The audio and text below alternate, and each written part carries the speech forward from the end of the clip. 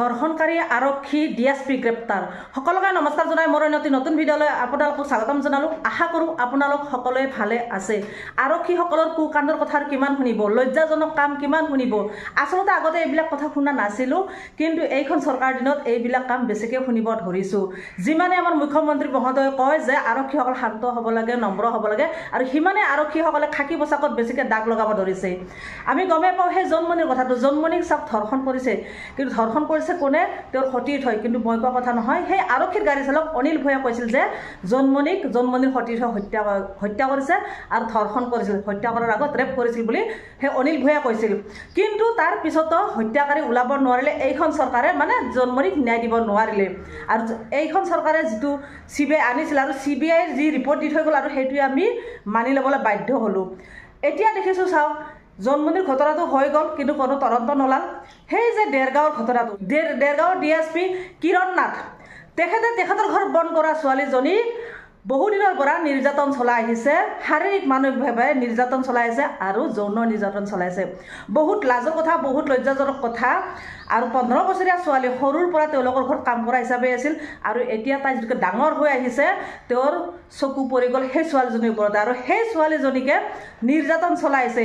সিদিনাখন ছোৱালীজনীক ঘৰত থ'বলৈ গৈছিল, আৰু ঘৰত থ'ব যোৱাৰ পিছত যেতিয়া তাইৰ মনটো বেয়া, মাকহঁতে মানে চিন্তা কৰিলে যে তাইৰ আগৰ চলন ফুৰণ আৰু বৰ্তমানৰ চলন ফুৰণ বহুত পৰিৱৰ্তন দেখিছে। তাই কাকো নামাতে, কান্দি থাকে, অ'ত ত'ত বহি থাকিব, কথা নকয়, বহুত পৰিৱৰ্তন দেখিলে। তাৰে পিছত আৰু সেই আৰক্ষীজনে DSPয়ে শুক্ৰবাৰে আকৌ আনিব গৈছে সেই ছোৱালীজনীৰ ঘৰত, আৰু সেই ছোৱালীজনীক আনি লৈ গাড়ীতে বেয়া কামত লিপ্ত হ'ব ধৰিছে। আৰু তেতিয়াই সেই ছোৱালীজনীৰ মাতৃ দেখি শিল পাথৰ মাৰিলে আৰু হুৱা দুৱা লাগি গ'ল গাঁওখনত, আৰু তেতিয়া সেই আৰক্ষীজন পলালে তাৰ পৰা। তাৰে পিছত সেই ছোৱালীজনীয়ে আত্মহত্যা কৰিবলৈ এটা পথ বাছি লৈছিল। সেই মুহূৰ্তত ককাইকে দেখিছিল, আৰু ককাইকে দেখি তাইক বচাইছিল, আৰু ককাইকে তাইক সোধাত সকলো কাহিনী বিৱৰি গ'লে।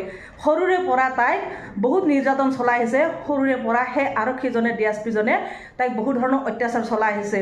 যেতিয়া সেই ছোৱালীজনী শুই থাকে এটা ৰুমত, ৰাতি DSPজনে গৈ পিনে টকটকাই দিয়ে, আৰু টকটকাই দিয়া দৰ্জা খুলি দিলে। তাৰে পিছত তাইক বহুত ধৰণৰ অত্যাচাৰ চলাই আহিছে, গুপ্তাংশত হাত দিয়ে, বহুত ধৰণৰ অত্যাচাৰ, আৰু ছোৱালীজনী সেইকাৰণে মৰিবলৈ পথ বিচাৰি লৈছিলে। এই নম্বৰ ঘটনা হোৱাৰ পিছত সেই ছোৱালীজনীৰ মাতৃ আৰু ককায়েকে আহি থানাত গোচৰ দিছিলে, এজাহাৰ দিছিল, আৰু এজাহাৰ দিয়াৰ পিছত DSPৰ পত্নীয়ে আহিছিল, আহি পিনে 500 টকা হাতত দি পিনে কয় যে কেছটো উঠাই লওক। আৰু তেতিয়া কেমেৰামেন যেতিয়া গৈছিল, সাংবাদিকসকল যেতিয়া গৈছিল, আৰু সাংবাদিককে সেই DSPৰ ঘৈণীয়েকে সেই DSPৰ পত্নীয়ে ধমক দিয়ে, আপোনালোকে কিয় কেমেৰা অন কৰিছে, আপোনালোকে কিয় কেমেৰা মোৰ মুখত মাৰি আছে। আৰু তাইৰে কথা, তেতিয়া চাহ জনগোষ্ঠীৰ সম্পাদক বা তেওঁ সেই চাহ জনগোষ্ঠীৰ দল সংগঠন আহি পিনে কৈছে যে ছোৱালীজনী ধৰ্ষণ হৈছে, আৰু আপুনি কৈছে কেছ উঠাই ল'ব লাগে, বহু ধৰণে মানে হুংকাৰ দিছিলে। আৰু সেইটোৱে এতিয়া ডাঙৰ নিউজ হৈছে। এতিয়া সেই DSPক গ্ৰেপ্তাৰ কৰিবনে? এতিয়া সেই চাহ জনগোষ্ঠীৰ লোকসকলে কৈছে যদি 12 ঘণ্টাৰ ভিতৰত DSPক গ্ৰেপ্তাৰ নকৰে, তেনেহ'লে আমি হাইৱে পথ ব্লক কৰিম, হাইৱে পথ অৱৰোধ কৰিম। বহু ধৰণে তেওঁলোকে হুংকাৰ দিছে, কিন্তু চৰকাৰখনে এতিয়াও শুই আছে, DSPক গ্ৰেপ্তাৰ কৰা নাই। আচলতে গ্ৰেপ্তাৰ কৰাটো জৰুৰী, গ্ৰেপ্তাৰ কৰাটোৱে ডাঙৰ কথা নহয়, DSPক ফাঁচি দিব লাগে। কাৰণ এজনী ফুল কমলীয়া ছোৱালীৰ জীৱনটো ধ্বংস কৰিলে তেওঁ কিয় এনেকুৱা কাম কৰিব? আৰু মানে একেবাৰে সৰু ছোৱালীজনীক কাম কৰা হিচাপে ৰাখিছিল, সেয়াও এটা ডাঙৰ অপৰাধ তেওঁৰ। তাৰে পিছত এতিয়া তাই ডাঙৰ হৈছে, ডাঙৰ হোৱাৰ পিছতো তেওঁৰ ওপৰত লজ্জাজনক কাম কৰিছে। গতিকে সেই আৰক্ষীজন আচলতে ফাঁচি দিব লাগে, আৰক্ষীজনক তেওঁক জীয়াই ৰাখি সমাজখন নষ্ট কৰিব নালাগে।